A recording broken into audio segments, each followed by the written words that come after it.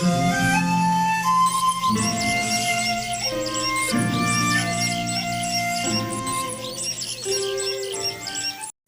Lord. పరిశుద్ధుడైన యేసుక్రీస్తు వారి శక్తి కలిగిన నామమున మీ అందరికీ కూడా శుభాలు ప్రకటిస్తూ ఉన్నాను. ఈ యొక్క దినం వాగ్దానం కోసం కనిపెడుతున్నారు కదా, ఆయన మాట్లాడబోతున్నాడు. మీ యొక్క గ్రంథాలు మీరు తెరిచినట్లయితే కీర్తనల గ్రంథం 139వ అధ్యాయము 10వ వచనం, సామ్ 139:10. అక్కడ నీ చెయ్యి నన్ను నడిపించును, నీ కుడి చెయ్యి నన్ను పట్టుకొనును.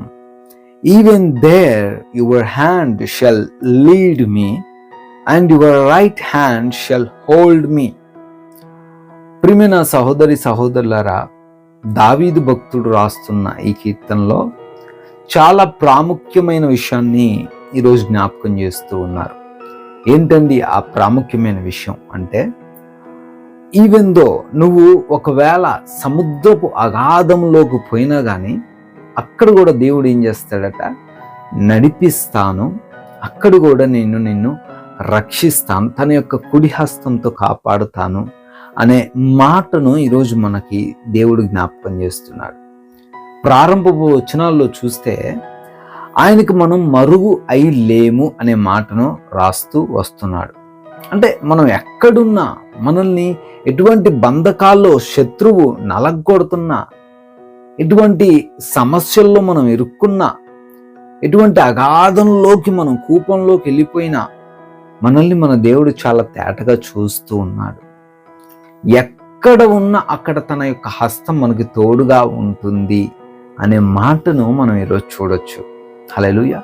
అవునండి, ఈ లోకస్తులు మనం సంతోషంగా ఉన్నప్పుడు మనతో పాటు ఉంటారు, మనం పెద్ద బిల్డింగ్లో ఉన్నప్పుడు మనతో పాటు ఉంటారు, మనం పెద్ద హోటల్స్కి వెళ్ళినప్పుడు ఇన్వైట్ చేస్తే దే విల్ కమ్, వాళ్ళు వస్తారు, ఆనందిస్తారు మనతో పాటు.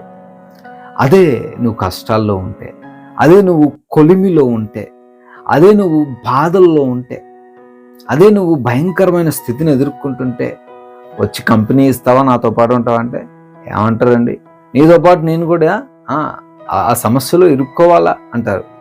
నువ్వు జైల్లో ఉన్నావు అనుకో, నీతో పాటు నేను జైలుకి రావాలా అంటారు.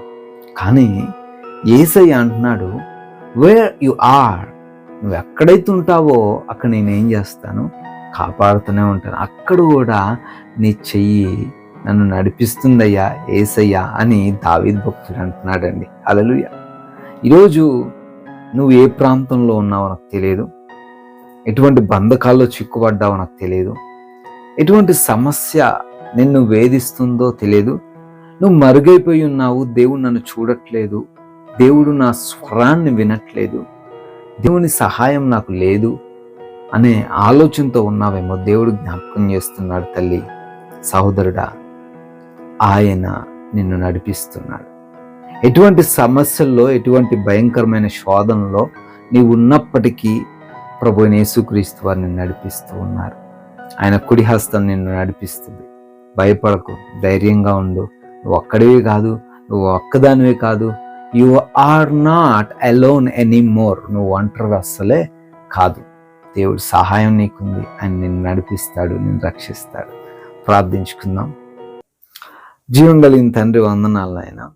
అవును ప్రభు, నువ్వు నడిపిస్తావు అని మేము ఎక్కడ ఉన్నా మీ కుడి హస్తం చేత మమ్మల్ని కాపాడుతూ, మమ్మల్ని భద్రపరుస్తూ, మాతో పాటు నిలవబడి ఉన్నావని ఈ లేఖనాల ద్వారా మాకు తెలియపరిచినందుకు స్తోత్రాలు.